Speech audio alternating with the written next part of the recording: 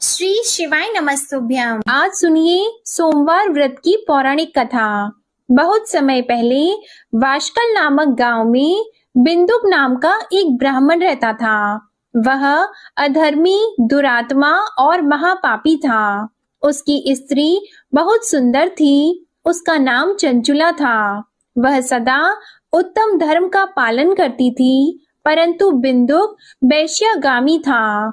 इस तरह कुकर्म करते हुए बहुत समय व्यतीत हो गया। उसकी स्त्री काम से पीड़ित होने पर भी सधर्म नाश के भय से क्लेश सहकर भी काफी समय तक धर्म भ्रष्ट नहीं हुई, परंतु आगे चलकर वह भी अपने दुराचारी पति के आचरण से प्रभावित होकर दुराचारी और अपने धर्म से विमुख हो गई।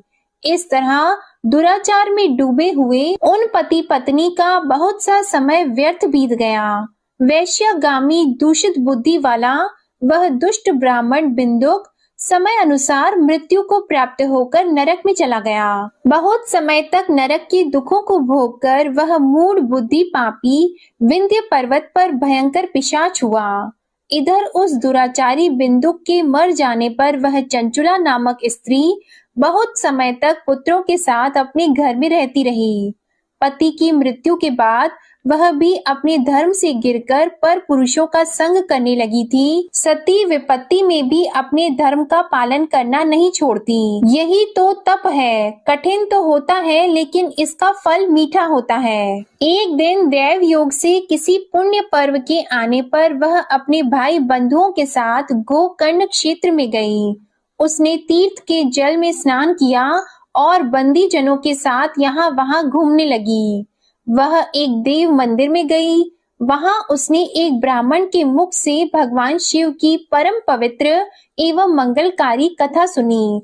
ब्राह्मण कह रहे थे कि जो स्त्रियां व्यभिचार करती हैं, वे मरने के बाद जब यमलोक जाती हैं, तब यमराज के दूत उन्हें तरह तरह से यंत्रणा देते हैं कि वे उसके कामांगों को तप्त लौह के डंडों से दागते हैं। तप्त लौह के डंडों से उसका संसर्ग कराते हैं। ये सारे दंड इतनी वेदना देने वाले होते हैं कि जीव पुकार पुकार कर कहता है कि अब वह ऐसा नहीं करेगा, लेकिन यमदूत उसे छोड़ते नहीं हैं। कर्मों का फल तो सभी को भोगना पड़ता है। देव, ऋषि, मनुष्य सभी इससे बंधे हुए हैं। ब्राह्मण के मुख से ये वैराग्य बढ़ाने वाली कथा को सुनकर चंचुला भय से व्याकुल हो गई। कथा समाप्त होने पर सभी लोग वहां से चले गए। तब कथा बांचने वाले ब्राह्मण देवता से चंचुला ने कहा, हे ब्राह्मण, धर्म को न जानने के कारण मेरे द्वारा बहुत बड़ा दुराचार हुआ है। स्वामी, मेरे ऊपर कृपा कर मेरा उद्धार कीजिए। आपके प्रवचन को सुनकर मुझे इस संसार से वैराग्य हो गया है। मुझ मूढ़ चित्त वाली पापिनी को धिक्कार है। मैं निंदा के योग्य हूँ। मैं बुरे विषयों में फंसकर अपने धर्म से विमुख हो गई थी। कौन मुझ जैसी को मार्ग में मन लगाने वाली पापिनी का साथ देगा? जब यमदूत मेरे गले में फंदा डालकर मुझे बांध कर ले जाएंगे और नरक में मेरे शरीर के टुकड़े करेंगे, तब मैं कैसे उन महायातनाओं को सहन कर पाऊंगी? मैं सब प्रकार से नष्ट हो गई हूँ, क्योंकि अभी तक मैं हर तरह से पाप में डूबी रही हूँ। हे ब्राह्मण, आप मेरे गुरु हैं, आप ही मेरे माता पिता हैं। मैं आपके शरण में आई हूँ। मुझ अबला का अब आप उद्धार कीजिए। इस प्रकार विलाप करती हुई चंचुला ब्राह्मण देवता के चरणों में गिर पड़ी। तब ब्राह्मण ने उसे कृपा पूर्वक उठाया और इस प्रकार कहा, नारी, तुम सौभाग्यशाली हो, जो भगवान शंकर की कृपा से तुमने वैराग्यपूर्ण ये कथा सुनी है और कथा को सुनकर समय से अपनी गलती का एहसास कर लिया है। तुम डरो मत और भगवान शिव की शरण में जाओ। उनकी परम कृपा से तुम्हारे सभी पाप नष्ट हो जाएंगे। मैं तुम्हें भगवान शिव की कथा सहित वह मार्ग बताऊंगा जिसके द्वारा तुम्हें सुख देने वाली उत्तम गति प्राप्त होगी। शिव कथा सुनने से तुम्हारी बुद्धि शुद्ध हो गई है और तुम्हें पश्चाताप हुआ है तथा मन में वैराग्य उत्पन्न हुआ है। पश्चाताप ही पाप करने वाले पापियों के लिए सबसे बड़ा प्रायश्चित है। जो मनुष्य अपने कुकर्म के लिए प्रायश्चित नहीं करता, वह उत्तम गति प्राप्त नहीं करता, परंतु जिसे अपने कुकृत्य पर हार्दिक पश्चाताप होता है, वह अवश्य ही उत्तम गति का भागीदार होता है। इसमें कोई शक नहीं है। शुद्ध चित्त में ही भगवान शिव और माता पार्वती का वास होता है। वह शुद्ध आत्मा पुरुष सदा शिव के पद को प्राप्त होता है। इस कथा का श्रवण सभी मनुष्यों के लिए कल्याणकारी है, अतः इसकी आराधना और सेवा करनी चाहिए। हे ब्राह्मण पत्नी, तुम अन्य विषयों से अपने मन को हटाकर भगवान शंकर की इस परम पावन कथा को सुनो। इससे तुम्हारे चित्त की शुद्धि होगी और तुम्हें मोक्ष की प्राप्ति होगी। जो मनुष्य निर्मल हृदय से भगवान शिव के चरणों का चिंतन करता है, उसकी एक ही जन्म में मुक्ति हो जाती है। यह कहकर वे ब्राह्मण चुप हो गए। उनका हृदय करुणा से भर गया। वे ध्यान में मग्न हो गए। ब्राह्मण का यह उपदेश सुनकर चंचुला के नेत्रों में आनंद के आंसू छलक आए। वह हर्ष भरे हृदय से ब्राह्मण देवता के चरणों में गिर गई और हाथ जोड़कर बोली कि मैं कृतार्थ हो गई। हे ब्राह्मण, शिव भक्तों में श्रेष्ठ स्वामिन, आप धन्य हैं। आप परमार्थदर्शी हैं और सदा परोपकार में लगे रहते हैं। साधो, मैं नरक के समुद्र में गिर रही हूँ। कृपा करके मेरा उद्धार कीजिए। जिस पौराणिक और अमृत के समान कथा की बात आपने की है, उसे सुनकर ही मेरे मन में वैराग्य उत्पन्न हुआ। उस अमृतमयी कथा को सुनने के लिए मेरे मन में बड़ी श्रद्धा हो रही है। कृपया आप मुझे उसे सुनाइए। कथा सुनने की इच्छा मन में लिए हुए चंचुला उन ब्राह्मण देवता की सेवा में वहीं रहने लगी। उस गोकर्ण नामक महाक्षेत्र में उन ब्राह्मण देवता के मुख से चंचुला भगवान शिव की भक्ति, ज्ञान और वैराग्य बढ़ाने वाले और मुक्ति देने वाली परम उत्तम कथा सुनकर कृतार्थ हुई। उसका चित्त शुद्ध हो गया। वह अपने हृदय में शिव के सगुण रूप का चिंतन करने लगी। वह सदैव शिव सच्चिदानंदमय स्वरूप का स्मरण करती थी। इसके बाद अपना समय पूर्ण होने पर चंचुला ने बिना किसी कष्ट के अपना शरीर त्याग दिया। उसे लेने के लिए एक दिव्य विमान वहां पहुंचा। ये विमान शोभा साधनों से सजा था और शिव गणों से सुशोभित था। चंचुला विमान से शिवपुरी पहुंची। उसके सारे पाप धुल गए। वह दिव्य रूप धारिणी दिव्यांगना हो गई थी। वह गौरांगी देवी मस्तक पर अर्धचंद्र का मुकुट और अन्य दिव्य आभूषण पहने शिवपुरी में पहुंची। वहां उसने सनातन देवता त्रिनेत्रधारी महादेव शिव को देखा। सभी देवता उनकी सेवा में भक्ति भाव से उपस्थित थे। उनकी अंग कांति करोड़ों सूर्यों के समान प्रकाशित हो रही थी। 5 मुख और हर मुख में 3-3 नेत्र थे। मस्तक पर अर्धचंद्र आकार मुकुट शोभायमान हो रहा था। कंठ में नील चिन्ह। उनके साथ में देवी गौरी विराजमान थी, जो विद्युत पुंज के समान प्रकाशित हो रही थी। महादेव जी की कांति कपूर के समान गौर थी। उनके शरीर पर श्वेत वस्त्र थे तथा शरीर श्वेत भस्म से युक्त था। इस प्रकार भगवान शिव के परम उज्जवल रूप के दर्शन कर चंचुला बहुत प्रसन्न हुई।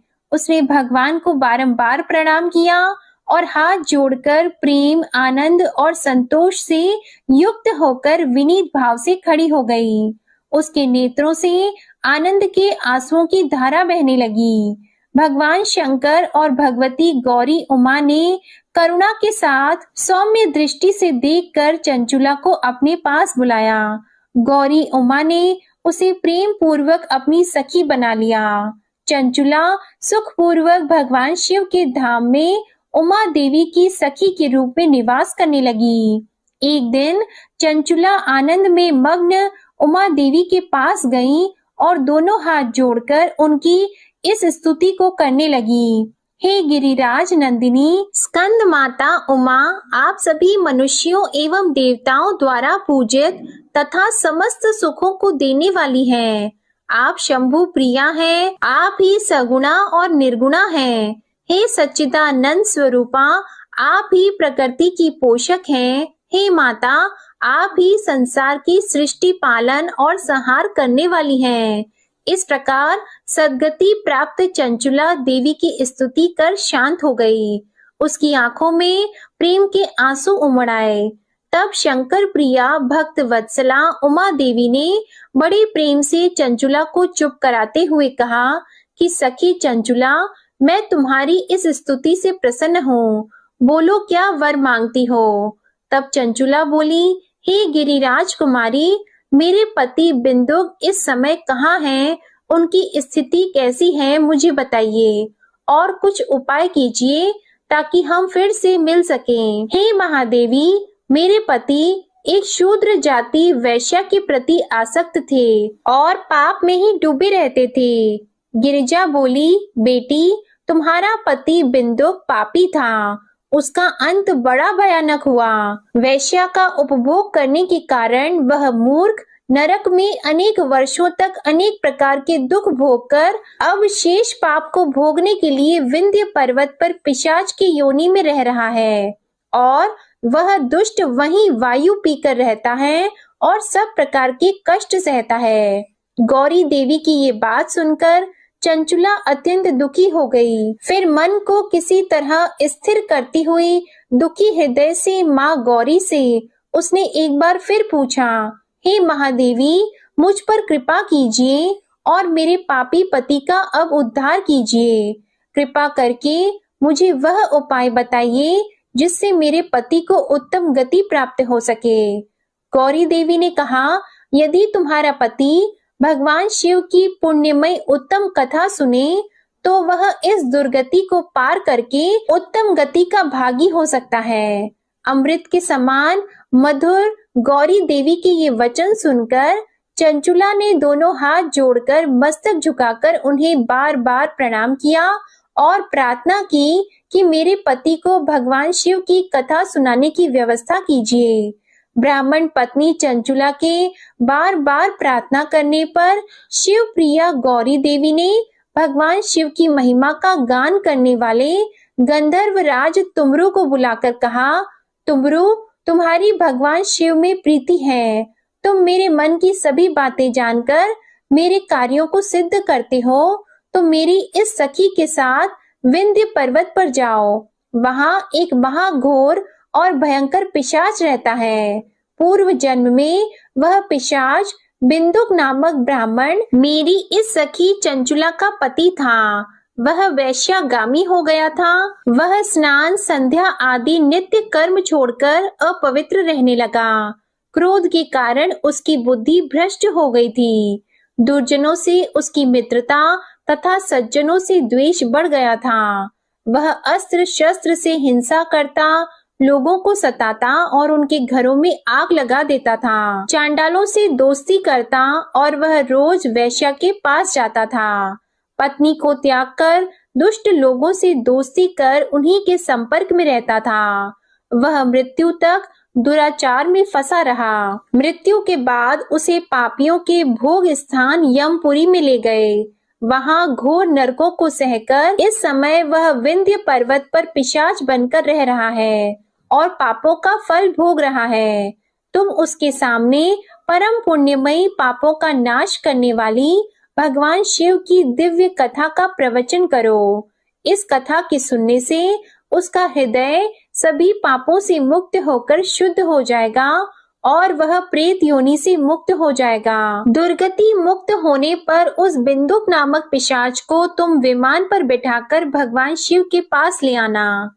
माँ उमा का आदेश पाकर गंधर्व राज तुमरू प्रसन्नता पूर्वक अपने भाग्य की सराहना करते हुए चंचुला को साथ लेकर विमान से पिशाच के निवास स्थान विंध्य पर्वत पर गया। वहां पहुंचकर उसने विशाल आकृति वाले पिशाच को देखा। उसका शरीर विशाल था, उसकी ठोड़ी बड़ी थी। वह कभी हंसता, कभी रोता, कभी उछलता था। महाबली तुमरू ने बिंदुक नामक पिशाच को पाशों से बांध लिया। उसके पश्चात तुमरू ने कथा बांचने के लिए स्थान तलाश कर मंडप की रचना की।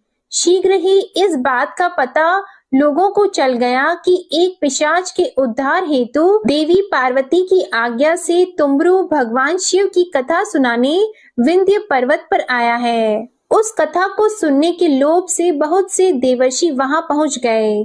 सभी को आदर पूर्वक स्थान दिया गया। पिशाच बिंदुक को पाशों में बांधकर आसन पर बिठाया गया और तब तुमरू ने परम उत्तम भगवान शिव की अमृत कथा का गान शुरू किया, जिससे सभी श्रोता कृतार्थ हो गए। परम पुण्यमयी कथा को सुनकर पिशाच सभी पापों से मुक्त हो गया और उसने पिशाच शरीर का त्याग कर दिया। शीघ्र ही उसका रूप दिव्य हो गया। उसका शरीर गौर वर्ण का हो गया। शरीर पर श्वेत वस्त्र एवं पुरुषों के आभूषण आ गए। इस प्रकार दिव्य देहधारी होकर बिंदुक अपनी पत्नी चंचुला के साथ स्वयं भी भगवान शिव का गुणगान करने लगा। उसे दिव्य रूप में देखकर सभी को बहुत आश्चर्य हुआ। उसका मन परम आनंद से परिपूर्ण हो गया। सभी भगवान महेश्वर के अद्भुत चरित्र को सुनकर कृतार्थ होकर उनका यशोगान करते हुए अपने अपने धाम को चले गए। बिंदुक अपनी पत्नी चंचुला के साथ विमान में बैठकर शिवपुरी की ओर चल दिया। महेश्वर के गुणों का गान करता हुआ बिंदुक अपनी पत्नी चंचुला और तुमरू के साथ शीघ्र ही शिव धाम पहुंच गया। भगवान शिव देवी पार्वती ने उसे अपना पार्षद बना लिया। दोनों पति पत्नी सुखपूर्वक भगवान महेश्वर एवं देवी गौरी के श्री चरणों में अविचल निवास पाकर धन्य हो गए। बोलिए उमा महेश्वर भगवान की जय। अब सुनिए भगवान शंकर की दूसरी कथा। एक धनवान साहूकार था, जिसके घर किसी प्रकार की कोई कमी नहीं थी, परंतु उसको एक दुख था। उसका कोई पुत्र नहीं था। वह इसी चिंता में दिन और रात रहता था और वह पुत्र की कामना से हर सोमवार को शिव जी का व्रत और पूजन किया करता था। सायंकाल को मंदिर में जाकर शिव जी का दीपक जलाता था। उसके भक्ति भाव को देखकर एक समय श्री पार्वती जी ने भगवान शिव जी महाराज से कहा कि वह साहूकार आपका अनंत भक्त है और सदैव आपका व्रत और पूजन बड़ी श्रद्धा से करता है। इसकी मनोकामना आप पूर्ण कीजिए। तब भगवान शिव ने कहा कि हे पार्वती, यह संसार कर्म क्षेत्र है। जैसी किसान खेत में जैसा बीज बोता है वैसा ही फल काटता है, उसी तरह से इस संसार में जैसा कर्म करते हैं वैसा ही फल मिलता है। तब माता पार्वती ने अत्यंत आग्रह से कहा कि महाराज, जब यह आपका भक्त है और इससे किसी प्रकार का दुख है तो उसको अवश्य दूर करना चाहिए, क्योंकि आप सदैव अपने भक्तों पर दयालु हैं और उनके दुखों को दूर करते हैं। यदि आप ऐसा नहीं करेंगे तो मनुष्य आपकी सेवा व्रत क्यों करेंगे? माता पार्वती जी के आग्रह को देखकर भगवान भोलेनाथ कहने लगे कि हे पार्वती, इसके कोई पुत्र नहीं है, इसी चिंता से यह दुखी रहता है। इसके भाग्य में पुत्र न होने पर भी इसके पुत्र की प्राप्ति का मैं वर देता हूँ, परंतु वह पुत्र केवल 12 वर्ष तक जीवित रहेगा। इसके पश्चात वह मृत्यु को प्राप्त हो जाएगा। इससे अधिक मैं और कुछ इसके लिए नहीं कर सकता हूँ। यह सब बातें वह साहूकार सुन रहा था। इससे उसको न कुछ प्रसन्नता हुई और न ही उसे कुछ कष्ट हुआ। वह पहले जैसे ही भगवान शिव का व्रत और पूजन करता रहा। कुछ समय व्यतीत हो जाने पर साहूकार की स्त्री गर्भवती हुई और उसे 10वें महीने में गर्भ से अति सुंदर पुत्र की प्राप्ति हुई। साहूकार के घर में बहुत खुशियां मनाई गई, परंतु साहूकार ने उसको केवल 12 वर्ष की आयु जानकर कोई अधिक प्रसन्नता प्रकट नहीं की और न ही किसी को यह भेद बताया। जब वह 11 वर्ष का हो गया तो उस बालक की माता ने उसके पिता से विवाह आदि के लिए कहा, परंतु साहूकार कहने लगा मैं अभी इसका विवाह नहीं करूंगा और पढ़ने के लिए इसे भेजूंगा। फिर साहूकार ने अपने साले अर्थात उस बालक के मामा को बुलाकर उसको बहुत सा धन देकर कहा, तुम इस बालक को काशी में पढ़ने के लिए ले जाओ और रास्ते में जिस स्थान पर भी जाओ वहां यज्ञ करना और ब्राह्मणों को भोजन कराते जाना। वे दोनों मामा और भांजा सब जगह यज्ञ करते और ब्राह्मणों को भोजन कराते जा रहे थे। रास्ते में उनको एक शहर पड़ा। उस शहर के राजा की कन्या का विवाह था और दूसरे राजा का लड़का जो विवाह कराने के लिए बारात लेकर आया था, वह एक आंख से काना था। उसके पिता को इस बात की बड़ी चिंता थी कि कहीं वर को देखकर कन्या के माता पिता विवाह में किसी प्रकार की अड़चन पैदा न कर दें। इस कारण जब उसने अति सुंदर सेठ के लड़के को देखा तो उसने मन में विचार किया कि क्यों न दरवाजे के समय इस लड़के से वर का काम चलाया जाए। ऐसा विचार करके वर के पिता ने उस लड़के और मामा से बात की तो वे दोनों राजी हो गए। फिर उस लड़के को वर के कपड़े पहनाकर और घोड़ी पर चढ़ाकर दरवाजे पर ले गए और बड़ी सुंदरता से सब कार्य संपन्न हो गए। वर के पिता ने सोचा यदि विवाह कार्य भी इसी लड़के से करा दिया जाए तो इसमें क्या बुराई है। ऐसा विचार करके लड़का और उसके मामा से कहा, यदि आप फेरों और कन्यादान का काम भी करा दें तो आपकी बड़ी कृपा होगी और हम इसके बदले बहुत सा धन देंगे। उन्होंने भी स्वीकार कर लिया और विवाह कार्य भी बहुत कुछ अच्छी तरह से हो गया। परंतु जिस समय लड़का जाने लगा तो उसने राजकुमारी की चुन्नी के पल्ले पर लिख दिया कि तेरा विवाह मेरे साथ हुआ है, परंतु जिस राजकुमार के साथ तुमको भेजेंगे वह एक आंख से काना है।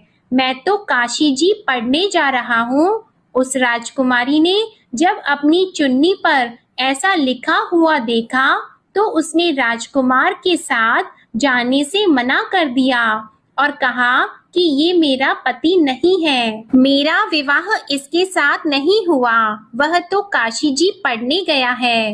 राजकुमारी के माता पिता ने अपनी कन्या को विदा नहीं किया और बारात वापस चली गई। उधर वह सेठ का लड़का और उसका मामा काशी जी पहुंच गए। वहां जाकर उन्होंने यज्ञ करना और लड़के ने पढ़ना शुरू कर दिया।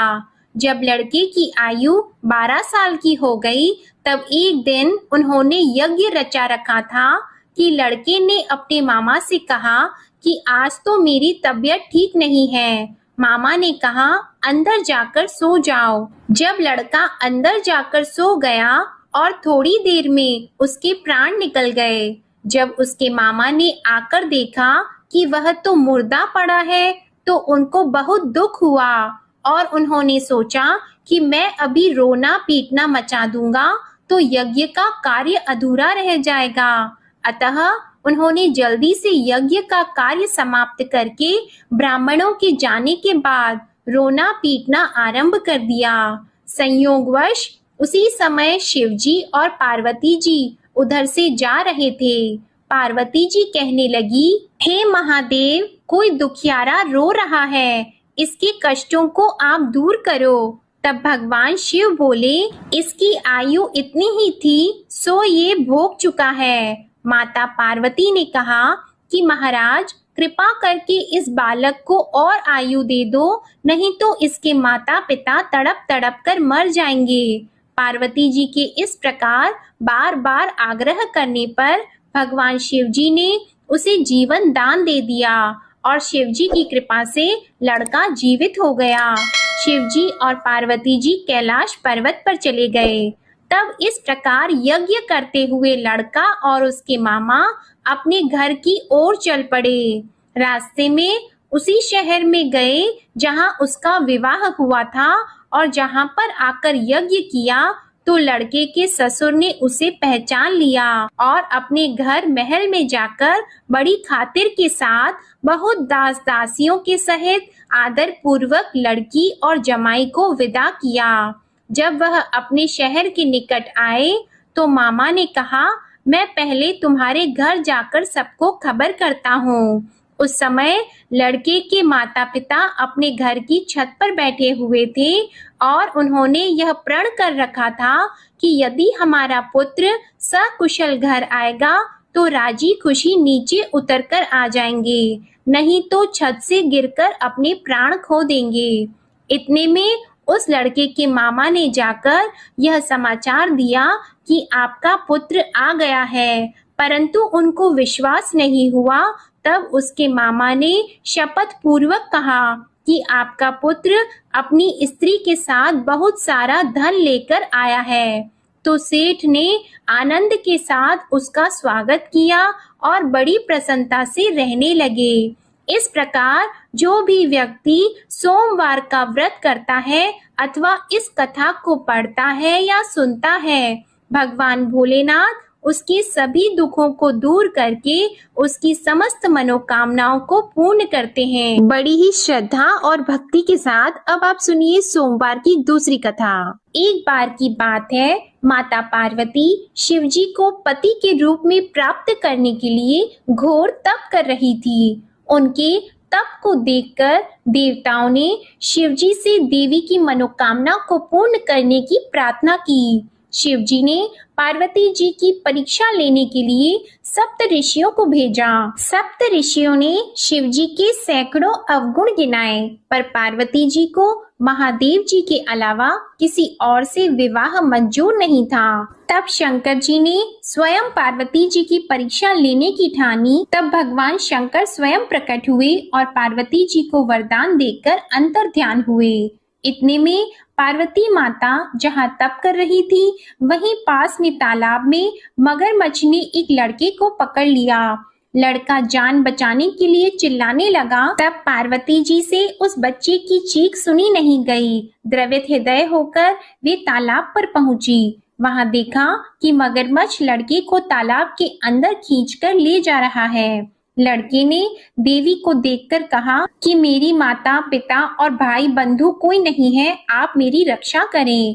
तो पार्वती जी ने कहा कि मगरमच्छ इस लड़के को छोड़ दो। मगरमच्छ बोला, दिन के छठे पैर में जो मुझे मिलता है उसे मैं अपना आहार समझकर स्वीकार कर लेता हूँ, यह मेरा नियम है। ब्रह्मदेव ने दिन के छठे पहर में इस लड़के को भेजा है, तो मैं इसे क्यों छोड़ूं?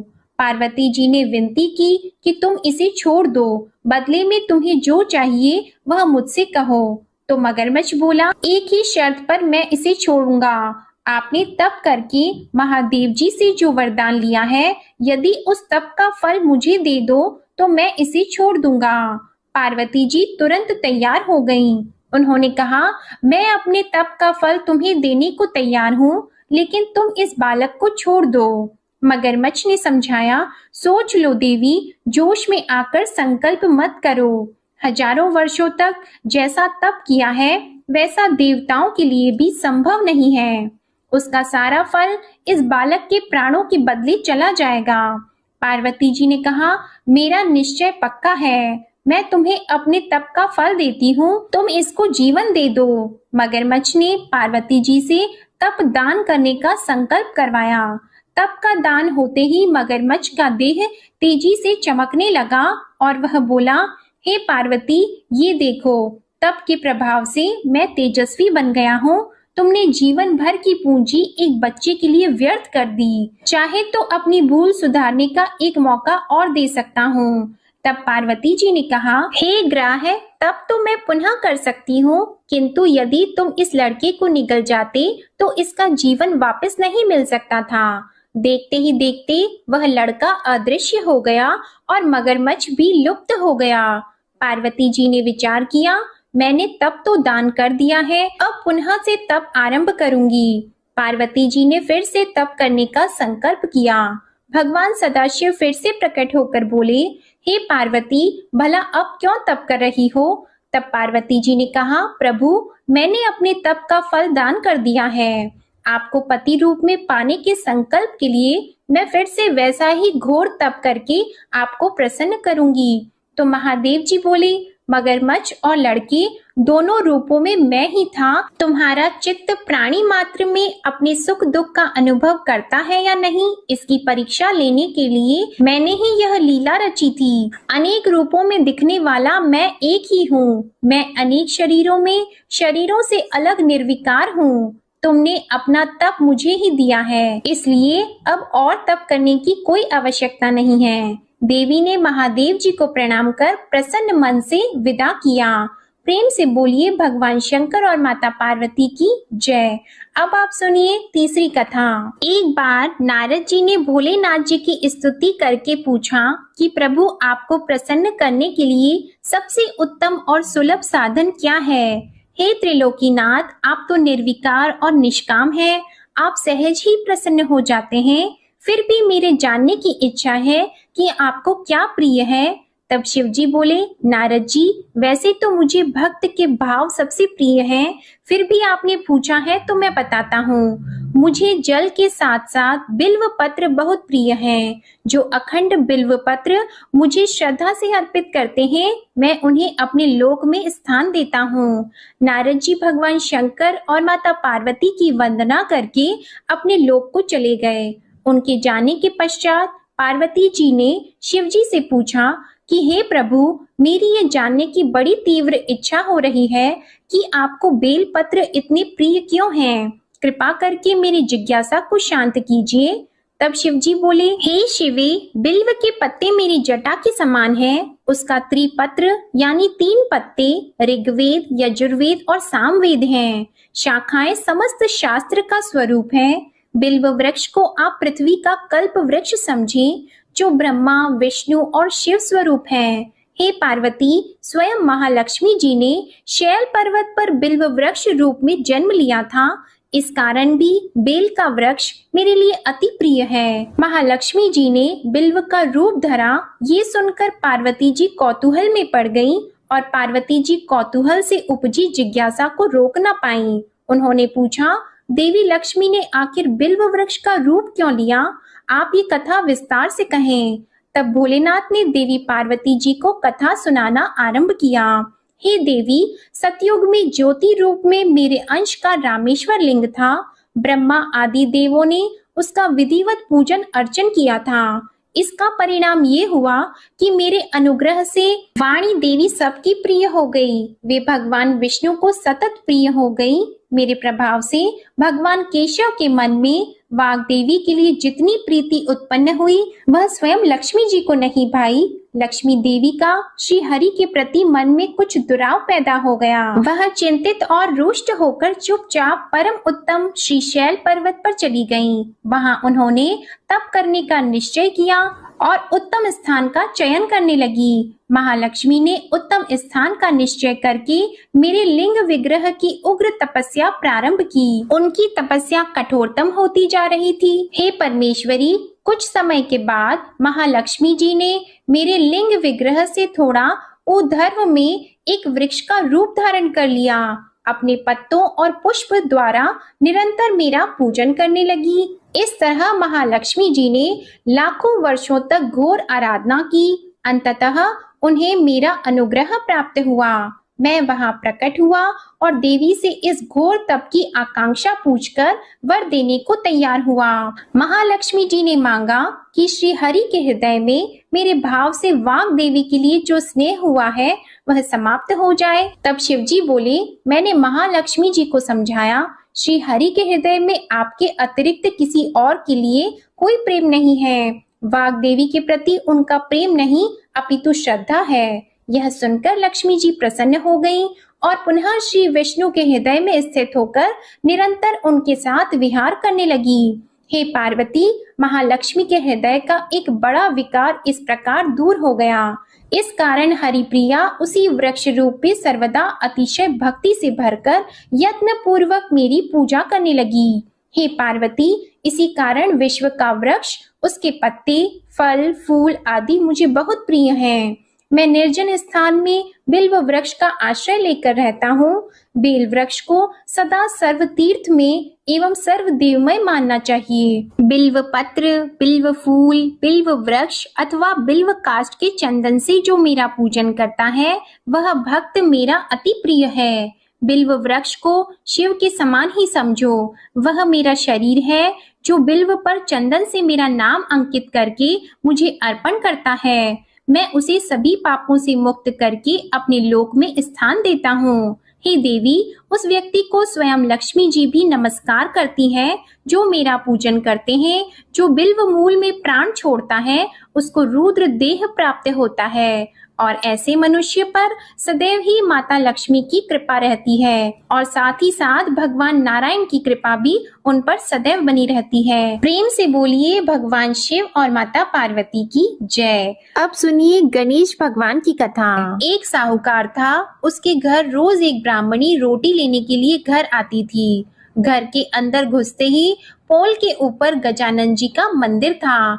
वह गणेश जी को रोटी का एक कौर हमेशा भोग लगाती थी। बहुत दिन हो गए। गणेश जी महाराज ने कहा कि यह मुझे हमेशा भोजन करवाती है, मुझे इसे कोई ना कोई उपहार जरूर देना चाहिए।